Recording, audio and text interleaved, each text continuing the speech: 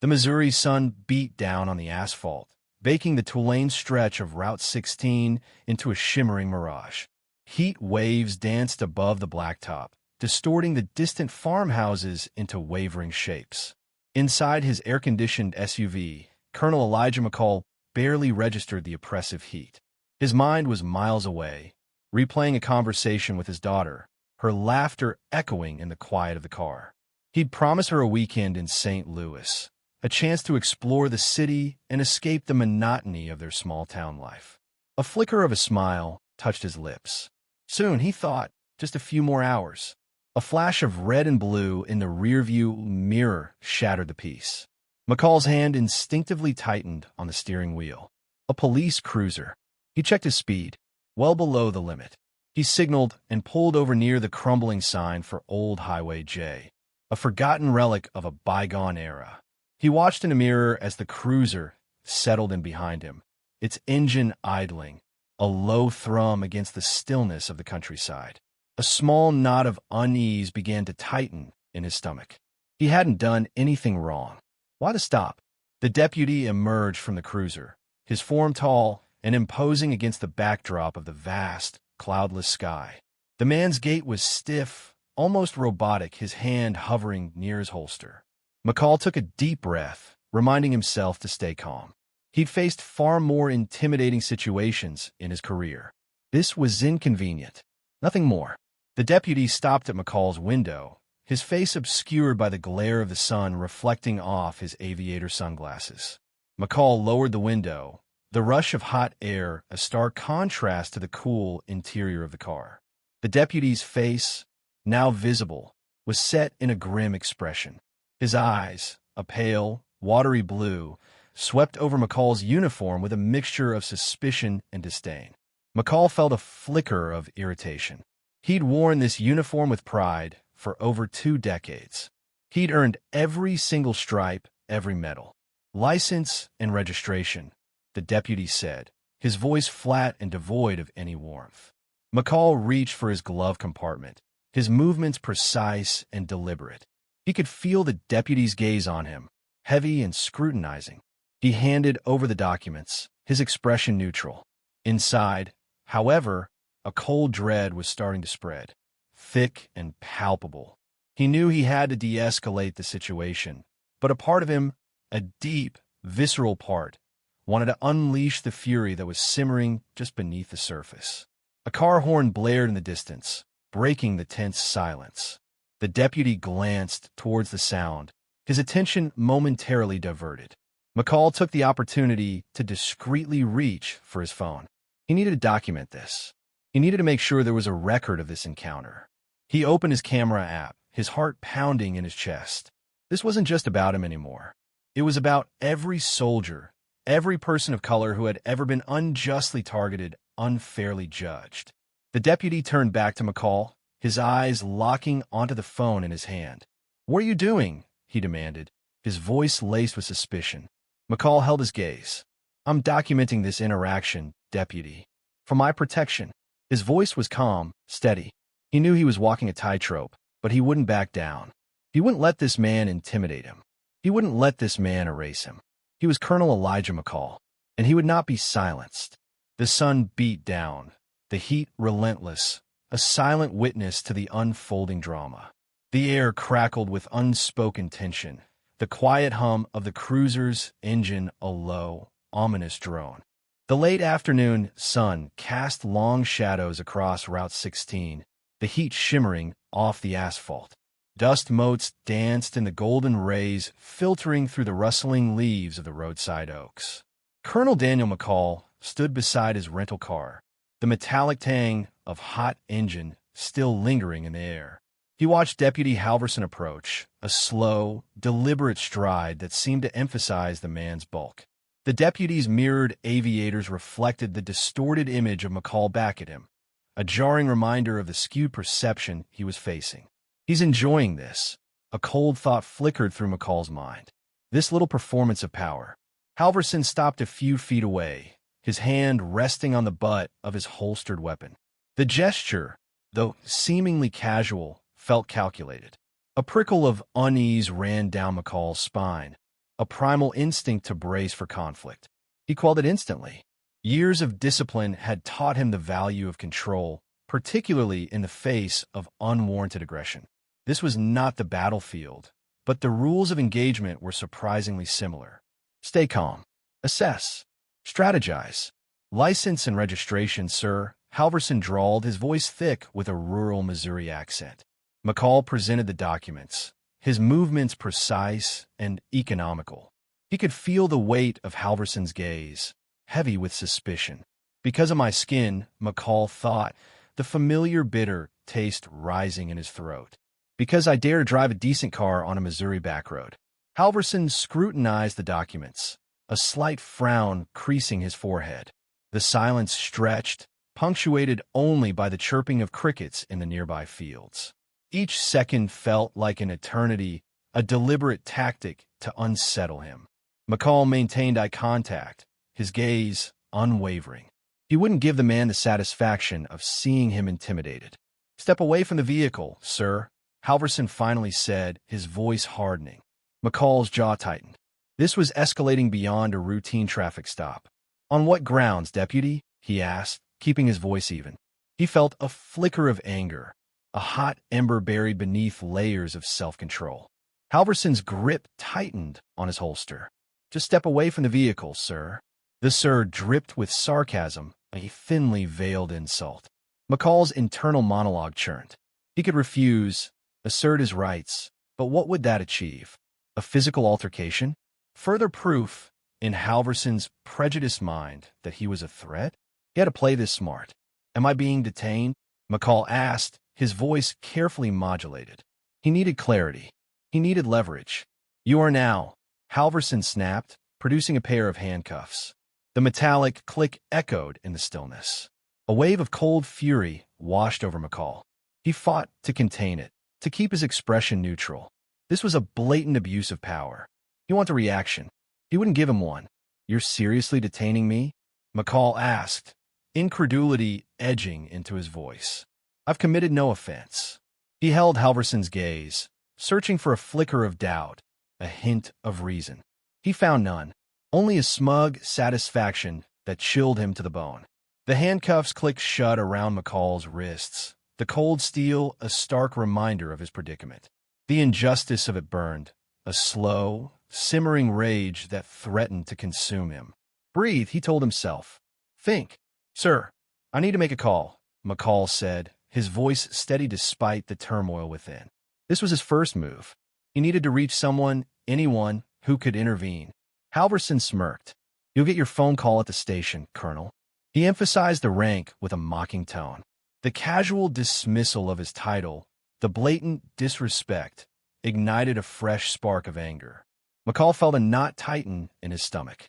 He was trapped, at the mercy of a man driven by prejudice. He thought of his wife, his children. The fear, sharp and sudden, was a physical blow. He pushed it down, burying it deep beneath layers of control. He wouldn't let Halverson see it. He wouldn't give him that satisfaction. The setting sun painted the sky in hues of orange and purple, a stark contrast to the ugliness unfolding on the roadside.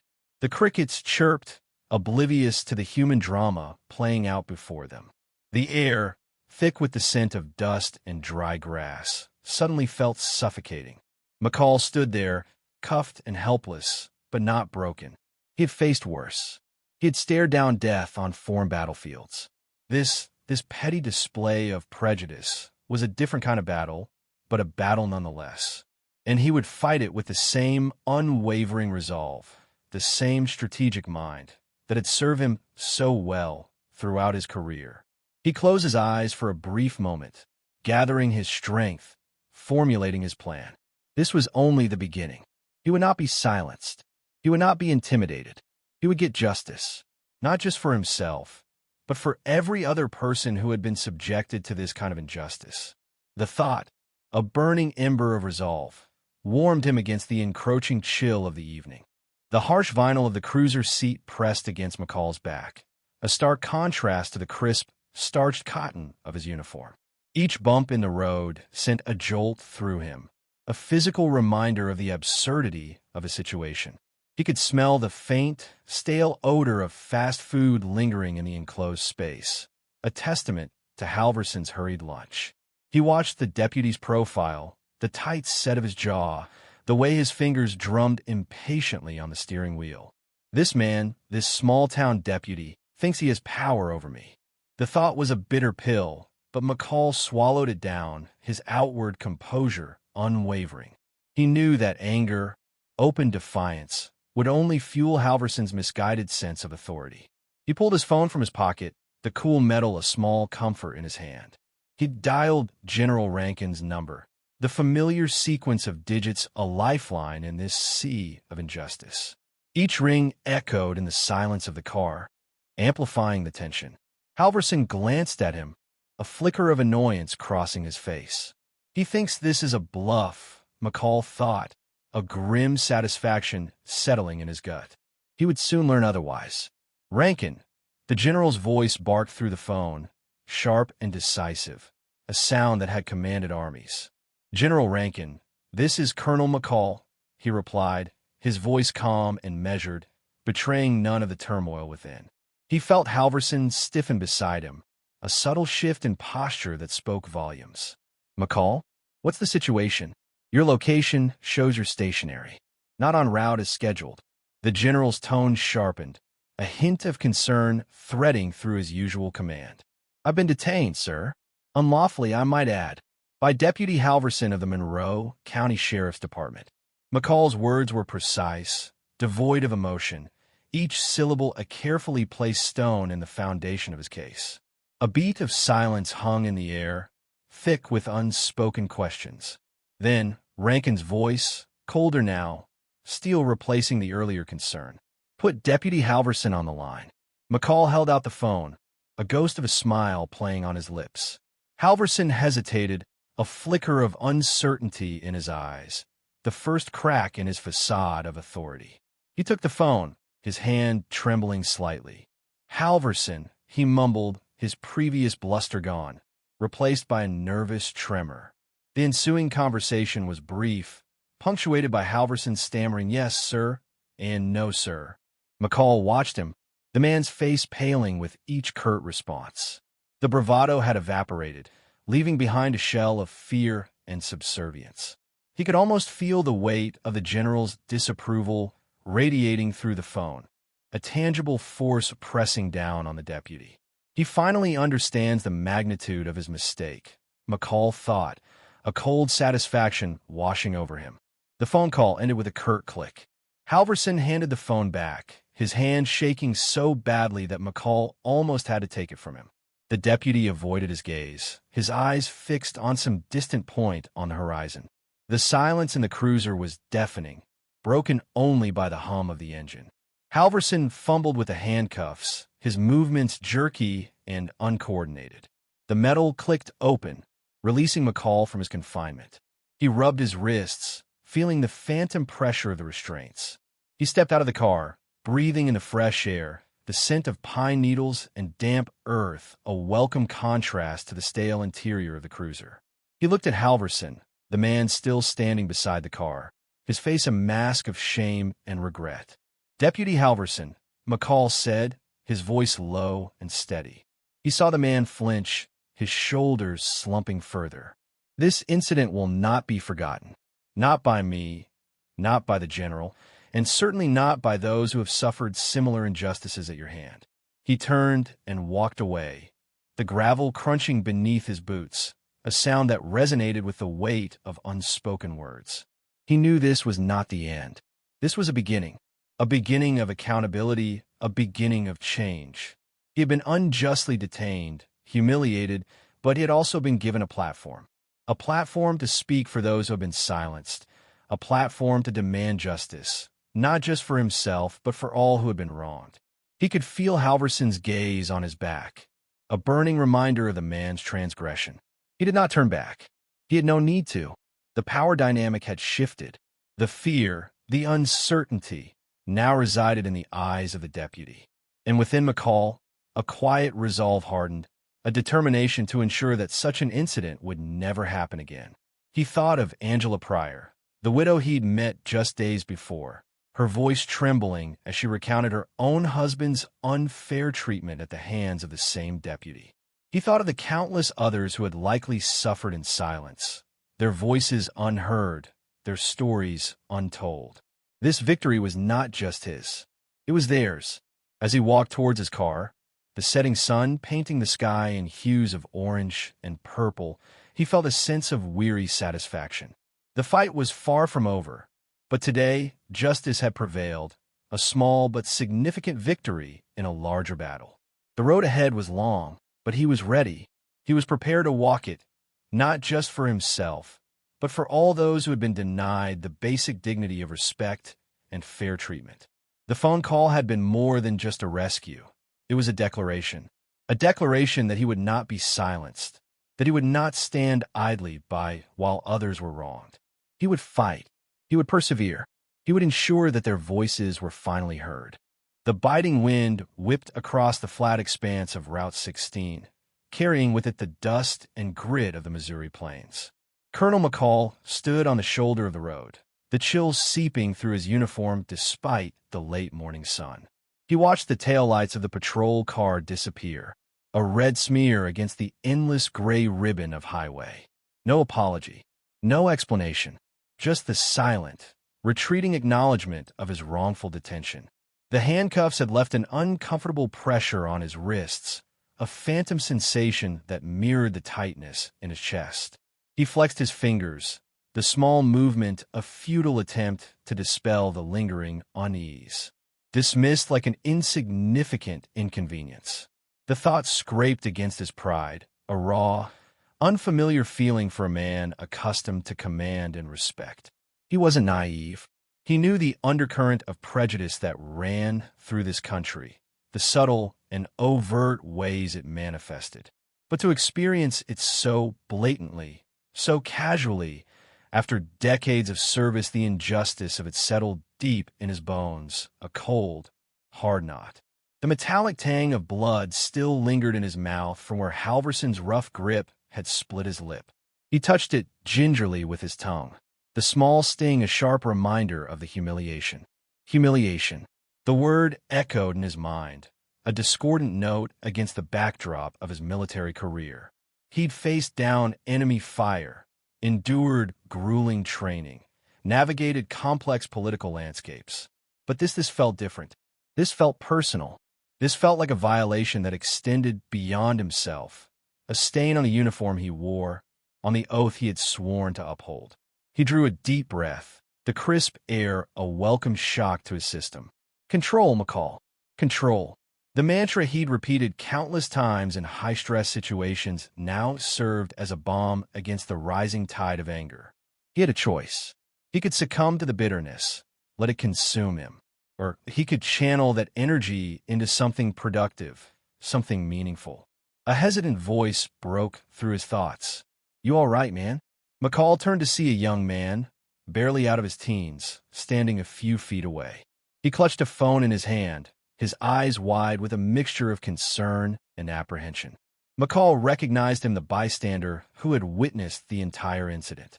He remembered the flash of the phone's camera, a small beacon of hope in the midst of the unfolding injustice. "I'm fine," McCall replied, his voice steadier than he expected. He was anything but fine, but he wouldn't give Halverson or anyone else the satisfaction of seeing him unravel. The young man, Jalen, took a tentative step closer. "That cop, he was way out of line. I got the whole thing on video." He held up his phone, the screen displaying a grainy image of the arrest. A complex wave of emotion washed over McCall. Relief, gratitude, a flicker of something akin to hope. Proof. The single word resonated in his mind, a powerful counterpoint to the helplessness he'd felt moments before. This wasn't just his word against Halverson's now. There was tangible evidence, a digital record of the injustice. "Don't delete it," McCall said, his voice low and urgent. The words hung in the air between them, heavy with unspoken meaning. Jalen nodded, his eyes meeting McCall's. "Don't worry, man. I won't. People need to see what happened." He paused, a flicker of uncertainty crossing his face. "You gonna be okay?" McCall considered the question. Okay felt like a distant concept, a state of being he wasn't sure he'd ever fully reclaim. But he knew he couldn't afford to dwell on the emotional fallout, not now. He had a responsibility to himself, to his uniform, to ensure this didn't happen to anyone else. "I will be," he said, his voice carrying a quiet conviction. He looked at Jalen, seeing not just a concerned bystander, but a potential ally in the fight for justice. "Thank you for what you did," he added, the words imbued with a sincerity that went beyond mere gratitude. Jalen nodded again, a small, almost shy smile playing on his lips. "No problem, man. Just do what you gotta do." He hesitated for a moment longer, then turned and walked away, his phone still clutched tightly in his hand. McCall watched him go, a strange mix of emotions churning within him. The isolation he'd felt moments before had dissipated, replaced by a sense of shared purpose. He wasn't alone in this. There were people who saw, people who cared, people who were willing to stand up against injustice. He reached into his pocket and retrieved his phone, his fingers lingering on the cool metal. He had a call to make. His gaze drifted back to the empty highway, the image of the receding patrol car imprinted on his mind. This wasn't over. Not by a long shot. The fight had just begun. The wind continued to whip across the plains, carrying with it a new sense of purpose, a steely resolve. Justice. He would have it, not just for himself, but for every other soul who had been unjustly targeted, dismissed, and silenced. He would make sure of it. The cool, metallic hum of his laptop fan was a stark contrast to the simmering heat in Colonel McCall's chest. He watched, a detached observer in his own life, as the pixelated numbers climbed, each tick a testament to the wildfire spread of Jalen's video. The boy, barely old enough to shave, had unknowingly ignited a blaze that threatened to consume Adair County. He felt a strange kinship with the young man, a shared burden of witnessing something that couldn't be unseen. He wondered if Jalen was experiencing the same nauseating mix of satisfaction and dread. Satisfaction that the truth was being exposed, dread at the inevitable backlash. The colonel knew that the fight had just begun.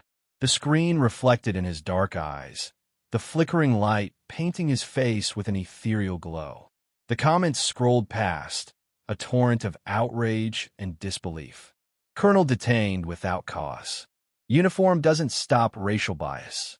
Shame on Adair County Sheriff's Department. Each word was a tiny hammer blow against the wall of indifference he'd been facing. He rubbed his thumb over the smooth surface of his wedding band, the cool metal a grounding presence. His wife, Sarah, would be worried. He'd have to call her soon, explain, again, why his country sometimes struggled to see him as simply American. Miles away, the digital storm raged within the confines of Sheriff Brody's office. He paced, the stale coffee breath swirling around him like a toxic cloud. The phone hadn't stopped ringing. Reporters, lawyers, even politicians, all demanding answers. Answers he didn't have. Or rather, answers he couldn't afford to give. Halverson's rash actions had thrown gasoline on a fire the sheriff had been trying to contain for years.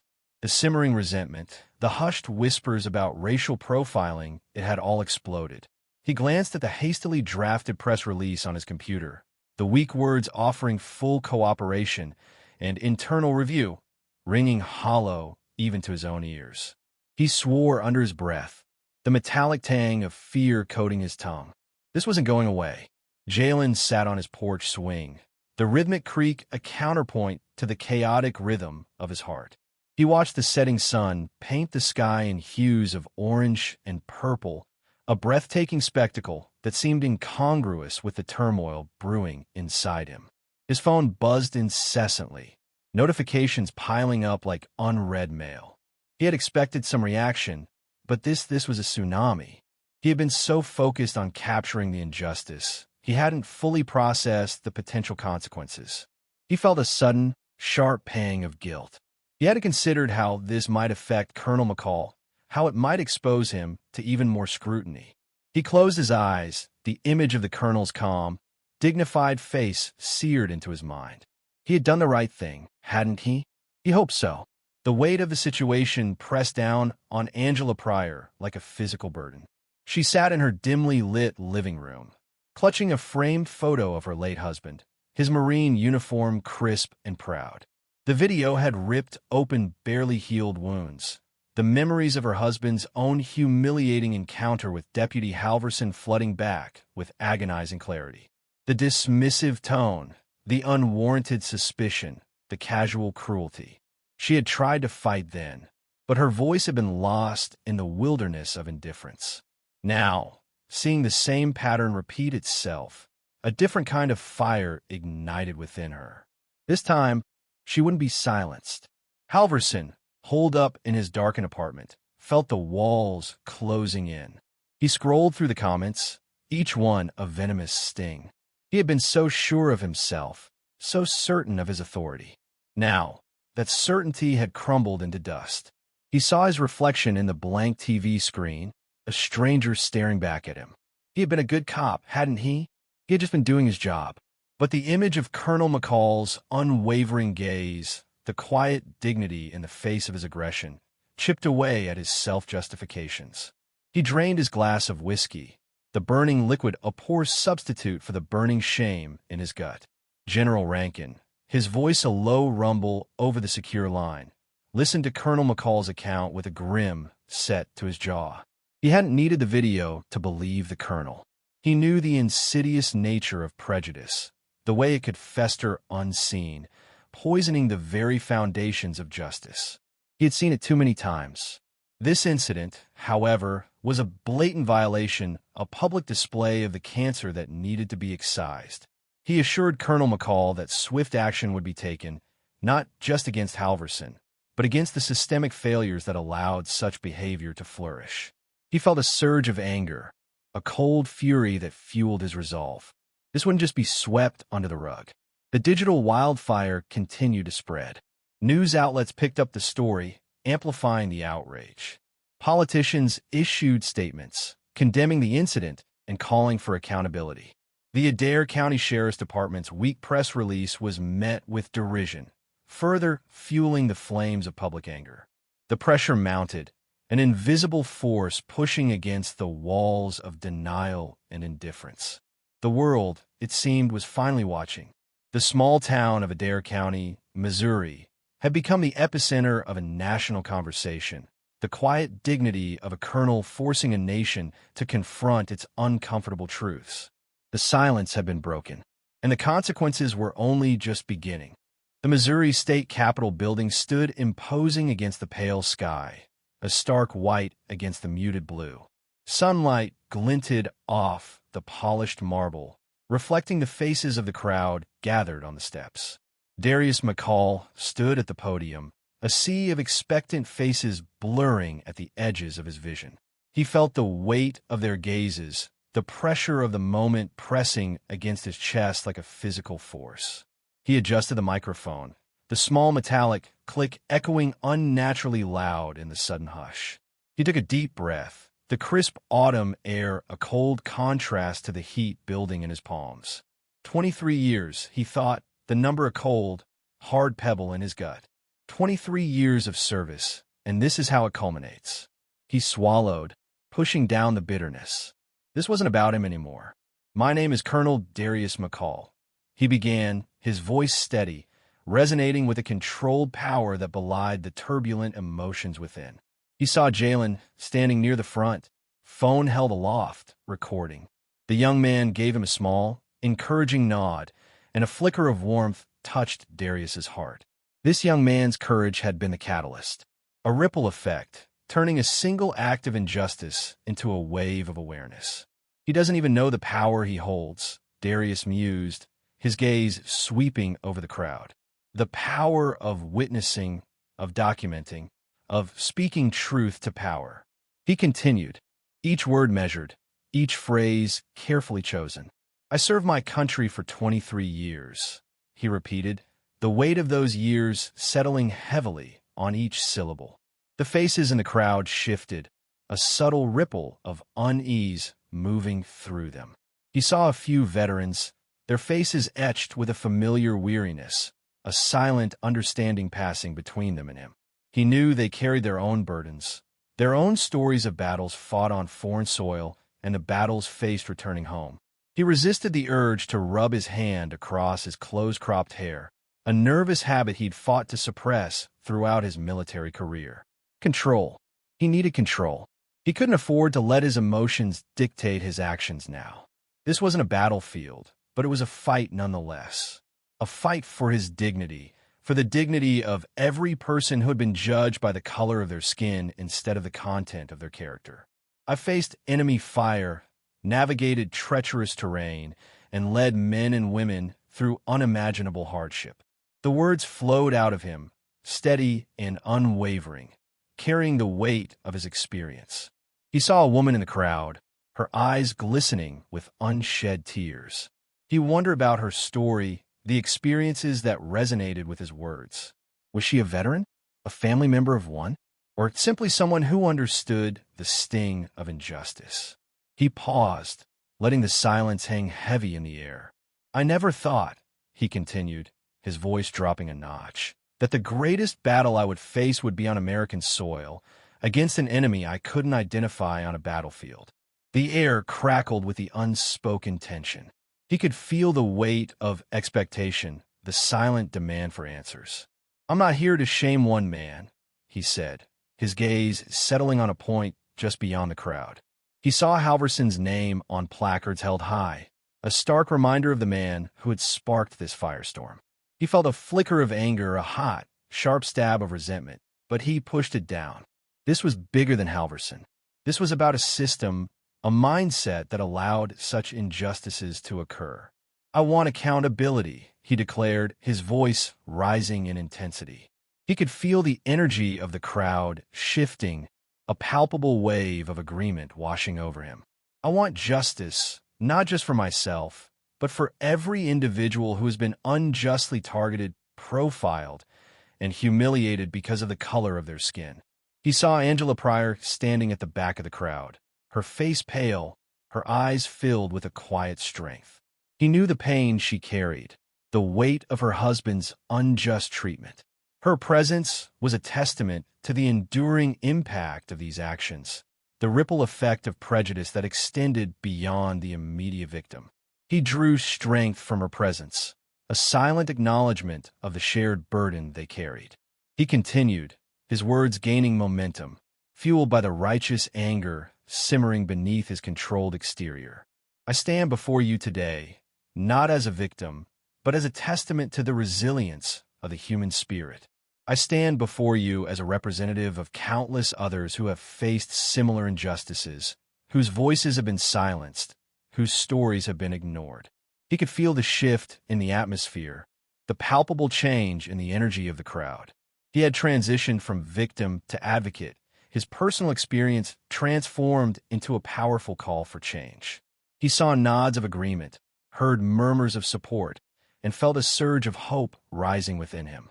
This was the moment. This was the beginning of a new chapter, a new fight. And he was ready. The Adair County Courthouse, a stoic brick edifice that had witnessed generations of legal battles, stood silent under the oppressive summer sun. Inside, the air crackled with a tension no air conditioner could dispel. The low hum of anticipation filled the Columbia High School auditorium. Rows of expectant faces, young and eager, turned towards the stage. Colonel McCall stood behind the podium, the polished with a stark contrast to the desert camouflage he was used to. He adjusted the microphone, the small metallic click echoing in the sudden hush. He looked out at the sea of faces, a generation brimming with potential, a generation he hoped would learn from the past. He felt a knot tighten in his stomach, a familiar sensation before addressing troops. But this was different. This wasn't a briefing on strategy or a pep talk before deployment. This was personal. He inhaled deeply, the scent of floor wax and teenage energy filling his lungs, a far cry from the dust and diesel of his usual world. "Good morning, everyone," he began, his voice resonant, commanding yet gentle. He saw a few students straighten in their seats, the instinctive response to authority he had honed over decades. But he wanted more than just attention. He wanted connection. He wanted them to understand. "I'm Colonel Elijah McCall, and I want to share a story with you." He paused, letting the words hang in the air. He wasn't just sharing an anecdote. He was offering a piece of himself, a piece he had guarded carefully for so long. The silence stretched, punctuated only by the faint whir of the ventilation system. "They're waiting," a voice whispered in his mind. "They're listening." He began to speak, his words measured, each one carrying the weight of his experience. He recounted the events of that day, the casual racism, the unwarranted arrest, the chilling realization that his uniform, his service, his very identity meant nothing in the face of prejudice. He described the cold steel of the handcuffs, the heat at the sea of faces, no longer just students, but potential agents of change, and felt a flicker of optimism ignite within him. The fight was far from over, but in that moment, in that auditorium, he knew it was a fight worth fighting. He felt a profound sense of connection to these young people, a connection forged not in shared experience, but in shared humanity. And in that shared humanity, he found the strength to keep going, to keep fighting, to keep believing in a better future. He knew that his story, his struggle, had become a part of their story, a part of their journey toward a more just and equitable world. And in their eyes, he saw the reflection of a future he was proud to have played a small part in shaping.